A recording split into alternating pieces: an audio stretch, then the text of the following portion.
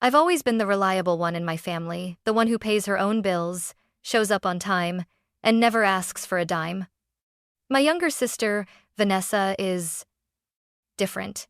At 26, she still lives with our parents, drifts from one big idea to the next, and somehow always has a new designer bag hanging off her arm. At last weekend's family party, she cornered me between the dessert table and the patio door. Her tone was syrup sweet. Nat, I need end 290 for a new business idea. It's going to be huge. I laughed until I realized she was serious. I told her no. Firm, final. She didn't argue. She just smiled in a way that made my skin crawl. An hour later, that same smile was on her face as she stood by the pool, my laptop in her hands. "Oh, sorry," she smirked. "I accidentally dropped it." For a moment, I thought I'd misheard her. The chatter from the patio, the clinking of glasses, the hum of my uncle's laugh, it all faded as I watched my 500 work laptop hit the water with a hollow splash. Time slowed. The ripples swallowed it whole, the silver casing disappearing under a shimmer of blue. My stomach dropped in perfect sync. "What the hell, Vanessa?" My voice was sharper than I intended, but not nearly sharp enough to cut through the smug curve of her lips. She tilted her head, feigning innocence. "Oh, relax. It's just a laptop. Just a laptop." That laptop was my livelihood custom software, client contracts, months of ongoing campaigns stored on its drives. Before I could respond, Mom materialized beside us, her wine glass in hand. "Nat, it was obviously an accident," she said, her tone more exasperated with me than with the one who'd just drowned my work. I looked at her, waiting for even the smallest flicker of concern. Nothing. Dad was nowhere in sight, and the rest of the family had already turned back to their conversations, as if nothing had happened. I knelt by the pool, reaching in and pulling the sodden machine from the water. It dripped like a dying animal in my hands, each drop a reminder of how fast things can be destroyed. Vanessa stayed rooted in place, that smirk never leaving her face. "You know," she said casually, "if you'd just helped me with the 29 grand, this wouldn't have been necessary." Necessary? I felt something cold settle in my chest. It wasn't anger, not the hot, explosive kind. Anyway, this was quieter, heavier, the kind of cold that stays. "Enjoy the party," I told her, my voice steady. I wrapped the laptop in a towel from the lounge chair and walked inside without another word. The rest of the evening blurred. I smiled when spoken to, nodded in the right places, and avoided Vanessa's orbit entirely. But every time I caught a glimpse of her across the room, she looked almost expectant, like she was waiting for me to explode so she could play the victim. I didn't give her that satisfaction. By the time I got home, my fingers were stiff from holding back every word I wanted to say. I set the ruined laptop on my kitchen counter and stared at it under the dim overhead light. If Vanessa thought this was over, she was wrong. It wasn't over. It was just beginning. When people expect you to scream, silence unnerves them more than any insult ever could. That night, I didn't rant to friends, didn't call my parents, didn't send Vanessa a single message. I made tea, sat at my kitchen counter with my soggy laptop still wrapped in a towel, and opened my backup laptop. One by one, I started closing doors. Netflix sign out of all devices, Amazon Prime new password 2-step verification. Spotify, Apple Music, Hulu changed. The shared Apple ID that Vanessa had been piggybacking on for years? Gone. It was almost therapeutic, like pulling weeds from a garden I'd been too tired to tend. Every click felt like reclaiming a piece of my life she'd been draining without a second thought. I didn't stop at entertainment. I reviewed my financial accounts, locked the joint card my parents had added me to when I was in college, and shifted some savings into an account only I controlled. Vanessa didn't have direct access to my money yet, but she had a habit of finding ways to benefit from what I had. Not anymore. By the time the clock blinked 1:47 a.m., I'd changed 13 passwords, activated extra security on all my cloud storage, and set up alerts on every bank account.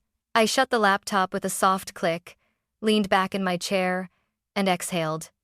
This wasn't revenge, not yet. This was insurance. At exactly 6:15 a.m., My phone buzzed on the nightstand. Vanessa's name. I let it ring. It buzzed again, this time a text. Vanessa. Why can't I log into Netflix?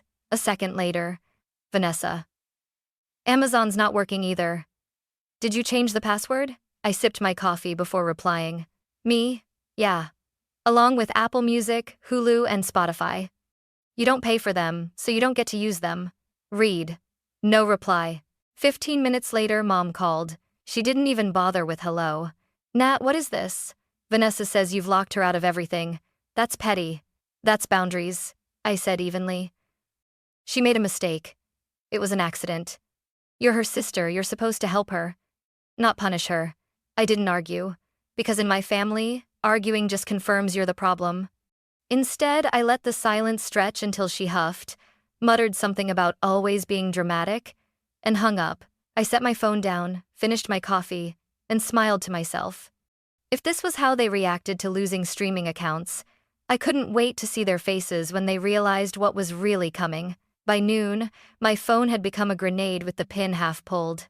Every time it buzzed, I braced myself for another explosion. First came the group text from Mom. Family should stick together.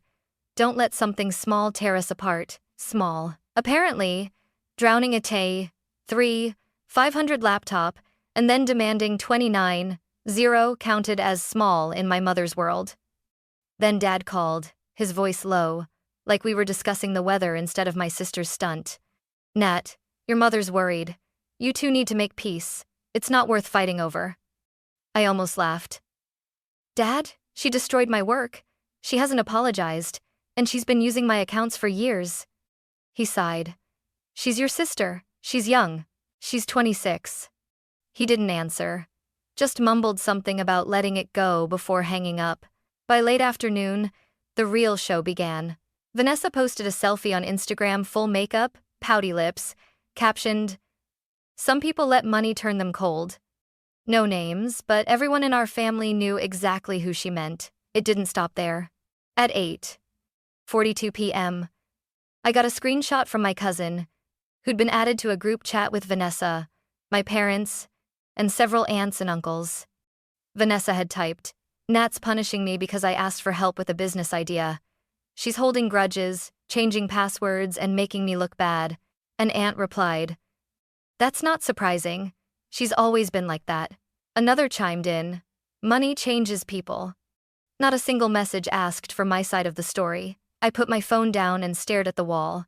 I'd seen this pattern before. Vanessa plays the victim, Mom validates her, Dad stays silent. The rest of the family piles on. It was a script we'd been acting out for years, except this time, I wasn't going to improvise the same ending.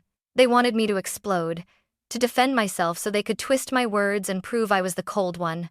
Instead, I went still. When Vanessa called an hour later, I didn't pick up. When Mom sent another message, "Call your sister and fix this," I didn't answer. I poured a glass of wine, opened my notebook, and started writing down every incident I could remember. Dates, amounts, screenshots, receipts. If they wanted to treat me like the villain, fine. But when the curtain came down, they were going to see who'd really been pulling the strings. And for the first time in years, I felt calm. I'd spent most of my life reacting, explaining myself, defending my choices, trying to convince my family to see things from my side. It had never worked, so I stopped. Instead, I opened a new page in my notebook and wrote 3 words in capital letters. Control the narrative. If I was going to end this cycle, it wouldn't be with a shouting match at the dinner table. It would be with precision, patience, and proof. The first step was securing my own ground. I ordered a new laptop that night, top of the line, with encrypted drives and biometric login. I upgraded every online account with hardware security keys. Vanessa could be persistent, but she wasn't tech-savvy. She wouldn't get past my new walls. Next, I started a timeline. Not just the laptop incident, but every major moment she'd crossed a line. The borrowed credit card that racked up 1,200 in charges before I caught it. The dress she returned to my closet with a red wine stain hidden under the hem. The time she used my professional headshot on her resume to land a client meeting she didn't deserve. I wrote it all down. Dates, witnesses, screenshots. This wasn't revenge for one laptop. This was building a case against a pattern.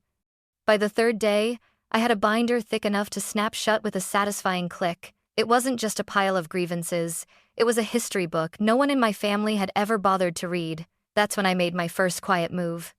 I reached out to Taylor, a college friend who now worked in the legal department of a local business association. I kept the conversation casual, but I made sure to ask about hypothetical cases of someone using another person's name and credentials in a business pitch without consent. Taylor's answer was exactly what I'd hoped for. Not only was it unethical, it could open the perpetrator to civil liability. I filed that away like an ace in my back pocket. The following week, a crack in Vanessa's armor appeared. At brunch with some mutual acquaintances, I overheard one of her friends, someone I hadn't spoken to in years, gossiping about Vanessa's big new venture. Apparently, she'd been telling people that I was her silent partner and marketing mentor, the kind of endorsement that would make investors comfortable writing a check. It took everything in me not to smile right there at the table. She'd handed me the perfect opening. I didn't confront her. Not yet.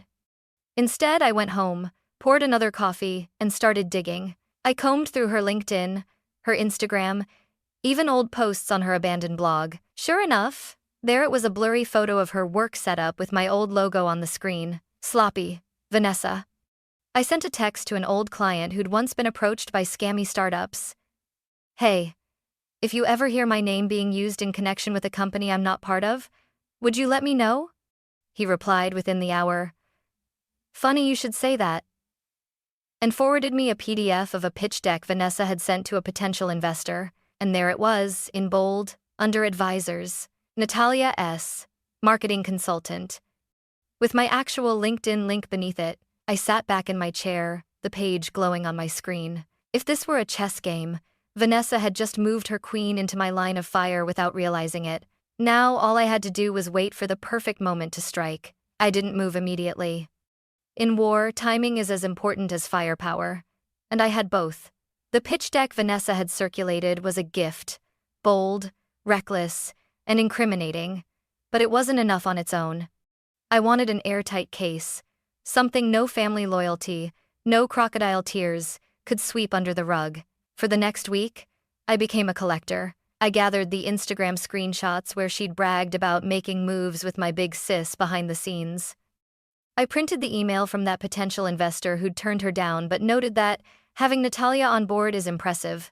I retrieved the chat logs from a mutual friend where she admitted to teaching Nat a lesson by destroying my laptop.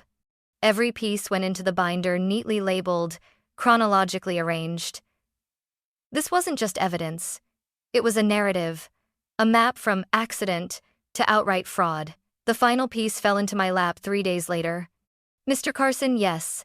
The same family friend who'd once been at my high school graduation called me out of the blue. His investment firm had been approached by Vanessa and her partner. He'd declined, politely, but something in her pitch had nagged at him. When he saw my name under advisors, he decided to check in. I thanked him for the heads up, asked him to forward everything, and added his email to the binder. Now I had proof of unauthorized use of my identity. Screenshots of her admitting to damaging my property, evidence of her misrepresenting me to secure funding, a clear financial motive, the 29-0 investment she'd asked for. It was time. Step 1. Precision strike. I forwarded the entire binder scanned, bookmarked, impossible to misinterpret to my lawyer friend Ethan. Within 24 hours, he drafted a cease and desist letter that made even me flinch when I read it. We sent it to Vanessa, her business partner, and for good measure CC'd my parents. I didn't call. I didn't text. I let the silence do its work. The response was almost comical. First came the outrage.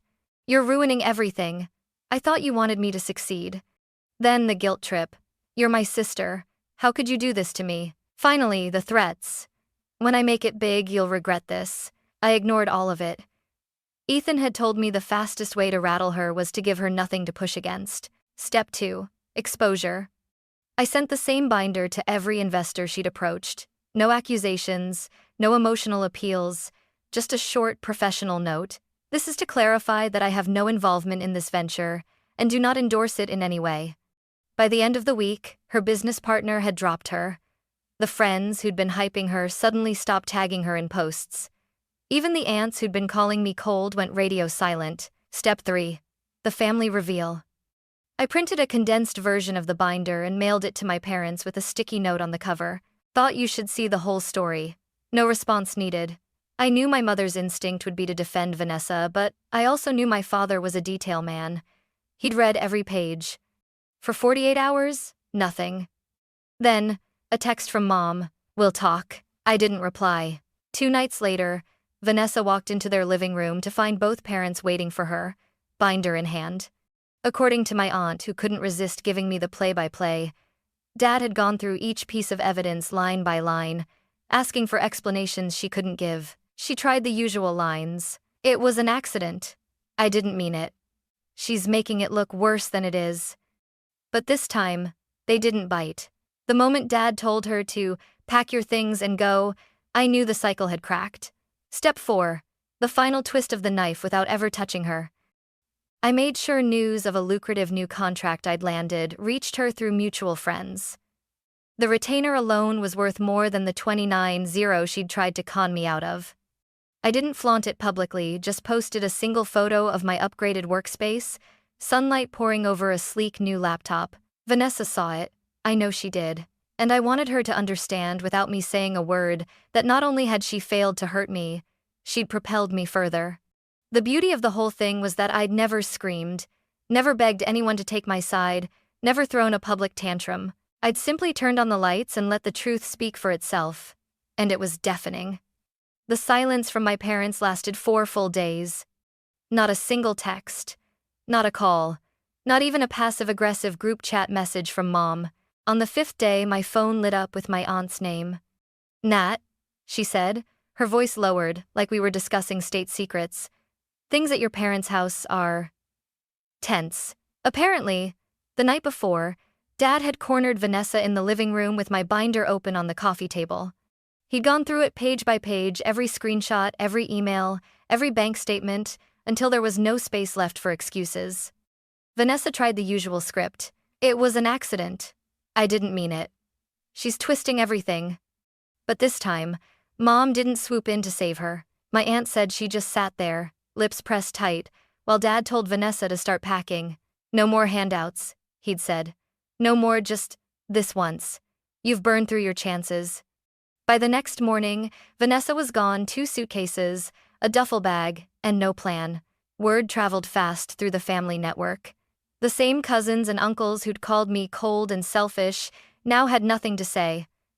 The group chat went dead. It was almost funny when I'd been painted as the villain. Everyone had an opinion. But now that the truth was laid out in black and white, they couldn't type fast enough to stay silent. Her so-called friends? Half of them stopped answering her calls after the cease and desist letter went around. The rest quietly unfollowed her on social media, like they didn't want to be anywhere near the blast zone. One mutual acquaintance told me they'd heard her business had completely collapsed, no investors, no partner, no money. She'd been couch surfing with a couple of old friends, the same ones she used to brag about outgrowing. I should have felt triumphant, but when I ran into her 3 weeks later, I didn't feel triumph. I was leaving a coffee shop when I spotted her across the street. Her hair was unbrushed, makeup smudged, wearing the same wrinkled hoodie I'd seen her in at family barbecues. She wasn't scrolling through her phone like usual, just staring at the sidewalk, shoulders rounded like she'd been carrying something heavy for too long. For the first time in years, there was no smirk, no sarcasm, no challenge in her eyes. She glanced up, saw me, and looked away without a word. I kept walking. I wasn't interested in revenge anymore. Justice had already been served. She'd done it to herself, every cut string, every burned bridge, every door slammed shut. All I'd done was stop protecting her from the consequences she'd been running from her whole life. It's been 6 months since Vanessa walked out of my parents' house with 2 suitcases and no plan. We haven't spoken since. Mom sends the occasional holiday text, short, polite, stripped of the usual guilt trips. Dad's messages are even shorter. "Hope you're well." The endless lectures about helping family have stopped, replaced by an uneasy truce. I didn't set out to break my family. I set out to protect myself. And in doing so, I think I showed them something they'd spent years avoiding, that protecting Vanessa wasn't love.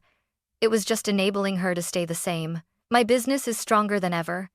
The new laptop has already paid for itself twice over, and I've built walls around my life that no one gets through without earning the right. I still keep the binder, not because I plan to use it again, but as a reminder.